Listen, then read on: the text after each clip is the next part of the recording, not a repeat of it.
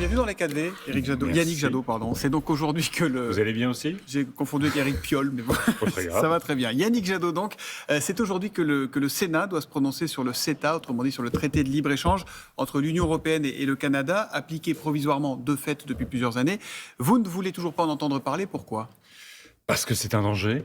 Parce que cet accord menace notre sécurité alimentaire, menace nos éleveurs et menace même nos législations. Je m'explique.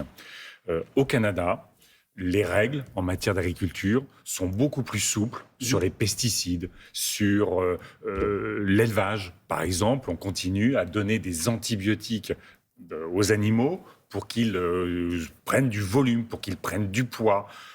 Il y a du saumon OGM. Ils utilisent des pesticides. On parle par exemple du glyphosate dans des conditions qu'on a totalement interdites en Europe. Donc c'est un danger pour notre agriculture, pour nos éleveurs, pour notre sécurité alimentaire. Sauf que dans les faits, ça les aide un peu, nos agriculteurs, quand on regarde les exportations vers le Canada, qu'on bondit de 33%. Franck Riester, le ministre du Commerce extérieur, a donné des chiffres. Il dit en 6 ans, plus 24% pour le vin, plus 60% pour le fromage, plus 142% pour le textile et les chaussures, plus 106% pour les produits sidérurgiques. Et il dit sans cet accord, notre fromage, il serait taxé à 200% de droits de douane. Après, il faut savoir ce qu'on veut. On a tout un débat depuis plusieurs semaines, pour nous depuis des années, sur notre souveraineté alimentaire, sur la protection de nos éleveurs. Il faut savoir que les exportations de lait, de fromage que nous faisons vers le Canada, c'est des exportations qui tuent aussi beaucoup d'éleveurs laitiers canadiens. Et notamment, ça enrichit beaucoup Lactalis, dont on ne peut pas dire que ce soit le symbole de l'agriculture paysanne et de la sécurité alimentaire et du manger local. Donc, si on veut protéger nos éleveurs des importations de viande du Canada, on ne peut pas en même temps se satisfaire.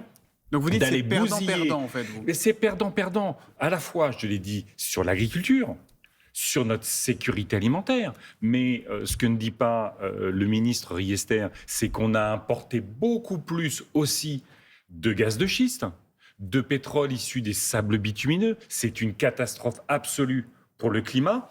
Donc vous dites si on suppression ou renégociation de cet accord? On fait du commerce avec le Canada. D'ailleurs, c'est assez étonnant de voir que notre commerce avec le Canada progressait plus vite avant le CETA que depuis la mise en place du CETA. Tout ça pour dire que dire non au CETA, c'est pas dire non au Canada, c'est pas dire non aux échanges avec le Canada, c'est dire non à certains échanges et à certaines règles. Parce que si on le ratifie, qu'est-ce qui va se passer? C'est que la partie qui n'est pas encore mise en œuvre du CETA, je ne vais pas rentrer dans les détails, c'est la partie sur ce qu'on appelle la protection des investissements. Je vais prendre 2 exemples. Vous savez qu'en Gironde, la France a autorisé de nouveaux forages pétroliers. Au moment où il faut sortir du pétrole, on autorise des forages pétroliers en Gironde. Et l'entreprise canadienne Vermillon, qui a ces forages, avait menacé, il y a quelques années, si on ne lui donnait pas ces forages, d'aller devant des tribunaux privés pour demander des compensations à l'État français. Vous vous souvenez du projet Montagne d'Or? Vous savez, ce projet de mine à ciel ouvert qui allait détruire notre Amazonie en Guyane. Les compagnies minières canadiennes et russes ont attaqué la France à travers la Russie sur ce truc de protection des investissements et demandent 4 milliards à la France. À propos de compensation, j'aurais votre avis sur ce que demande Vinci pour Notre-Dame-des-Landes. Vous avez peut-être entendu dans le journal de 7h30, Vinci qui demande 1,6 milliard de compensation à l'État pour la concession qu'elle a perdue pour cet aéroport qui n'a pas été construit. Est-ce que c'est acceptable? Non, c'est absolument pas acceptable. Ça ne traduit en rien les frais qu'ils ont avancés sur cet aéroport. Ils avaient fait des études, incontestablement. Mais au fond, qu'est-ce qu'ils disent? Ils disent, nous allions faire des profits et on veut que l'État nous paye nos profits que nous n'avons pas réalisés. Vinci, c'est une société qui, grâce à la privatisation des autoroutes, fait des milliards et des milliards. C'est une société dont à qui l'État donne en permanence des concessions, notamment de parking dans nos aéroports et ailleurs. Donc c'est une société qui fait beaucoup, beaucoup d'argent avec l'État. Qu'elle vienne devant nos juridictions demander autant d'argent, c'est proprement scandaleux. Est-ce que vous êtes toujours pour la légalisation du cannabis récréatif, Oui. Yannick Jadot? Comme ce qui va être fait en Allemagne d'ailleurs, ce qu'ils sont en train de mettre en place en Allemagne de manière extrêmement responsable, pour faire en sorte qu'à la fois on sorte des trafics et qu'on ait une vraie politique de santé, notamment vis-à-vis des jeunes qui peuvent être en addiction. Au moment où le chef de l'État et le gouvernement déclarent la guerre avec l'opération Place Net XXL aux trafiquants de drogue et aux réseaux, vous avez peut-être entendu le garde des Sceaux, Éric Dupond-Moretti, qui a eu des mots très durs contre les adeptes de la fumette. Hier, le pétard du samedi soir a le goût du sang séché sur le trottoir. Est-ce que c'est complètement faux ? Non, ça peut être vrai dans les conditions de trafic et de deal d'aujourd'hui. C'est pour ça aussi qu'on est pour la légalisation du cannabis. Quand vous encadrez une filière à la production, à la distribution, de manière très encadrée, que vous mettez des médecins, encore une fois, pour suivre les addictions, ce qui n'est pas possible aujourd'hui, à la fois, vous retirez le trafic des quartiers, donc vous arrêtez d'alimenter, au fond, le narcotrafic. Attention, à Marseille, c'est pas que le cannabis. Mais faut le cannabis, c'est un des piliers de l'économie de la drogue dans les quartiers. D'accord, Ouais. mais justement, vous évitez que les consommateurs aillent voir des dealers qui vont potentiellement leur proposer des produits beaucoup plus dangereux, et vous évitez, en légalisant, que la police passe son temps à traiter du cannabis plutôt que traiter les drogues dures, plutôt que de traiter, c'est bien que si c'est pas le les cannabis trafics demain, ça d'armes. sera une drogue plus dure et que ça sera... Non, justement, vous déconnectez les deux choses. Encore une fois, le cannabis récréatif, c'est dans la société. On peut se raconter ce qu'on veut, c'est dans la société.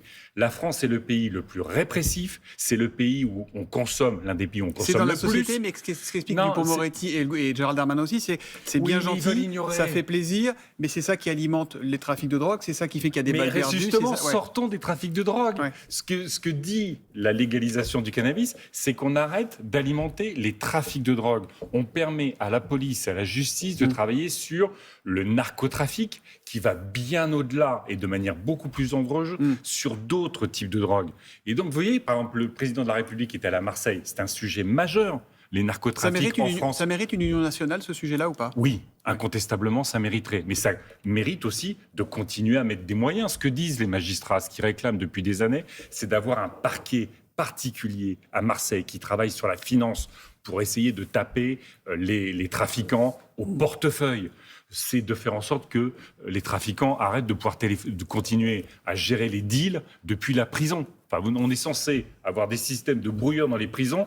Pendant la visite du président de la République, il y avait les trafiquants qui commentaient au téléphone depuis leur cellule la visite du président de la République. Donc il faut être un peu sérieux dans l'action. Yannick Jadot, on est presque au bout. J'ai encore 3 petites questions à vous poser. La première, c'est une bonne nouvelle. Les gaz à effet de serre, les émissions ont reculé de 4,8% en France. C'est un chiffre historiquement bas. C'est réjoui le ministre de la Transition écologique, tout en précisant qu'il ne fallait pas relâcher l'effort. Est-ce que sur ce point-là, on est sur le bon chemin ?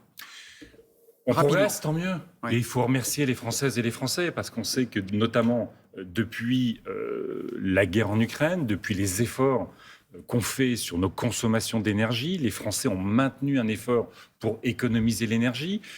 Il y a des effets conjoncturels. Hein. On a eu un hiver très doux, donc de fait, on consomme moins d'énergie. On est quand même sur la bonne trajectoire. Il ne faut absolument pas relâcher les efforts.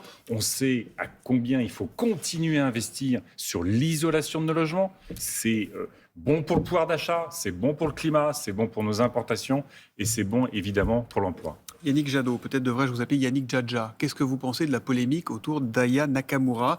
On ne sait pas si elle chantera vraiment. Ça serait, si c'est à cause de cette polémique qu'elle ne chante pas, ce serait dramatique pour notre pays. Mais est-ce qu'on peut, il va falloir quand même qu'on redonne un projet à notre pays qui, autour de cette question du défi climatique, dont on voit le chaos qui s'installe, autour de la justice sociale, de la solidarité, autour d'une belle politique industrielle qui remet de l'emploi. Mais c'est ça le sujet. Est-ce qu'on a le droit, parce que vous voyez, tout devient hystérique, on devient dingue dans ce pays. Est-ce qu'on peut ne pas être forcément fan d'Aya Nakamura en la respectant sans être raciste ?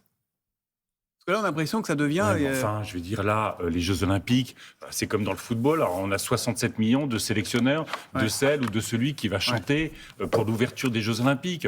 Donc, elle est jeune, elle est pleine de dynamisme, elle a une pêche incroyable, ça marche, elle est reconnue internationalement. Stop! Vous avez quand même une tripotée de racistes qui occupent vos plateaux et qui occupent les médias pour dire qu'au fond, parce qu'elle est noire, elle ne représenterait pas la France. C'est pathétique. C'est ça l'extrême droite quand même. Jeune, dynamique, plein d'énergie. Vous avez vu la photo d'Emmanuel Macron postée par sa photographe officielle ? Regardez, il fait de la boxe comme ça. Ça vous inspire quoi ? Ça, il a l'air en forme olympique, notre président, non ?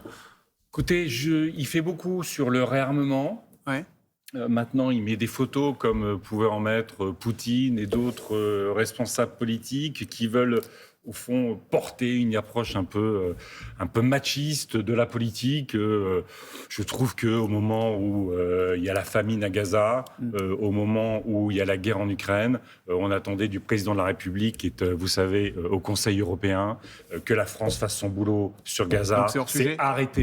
C'est arrêter d'exporter des armes à Israël, c'est suspendre l'accord d'association entre l'Union européenne et Israël, parce que ce qui est en train de se passer, c'est un carnage, c'est une famine, c'est là qu'on attend le président de la République et pas dans une salle de boxe. Merci Yannick Jadot d'être venu dans les 4V. Bonne Merci. journée à vous.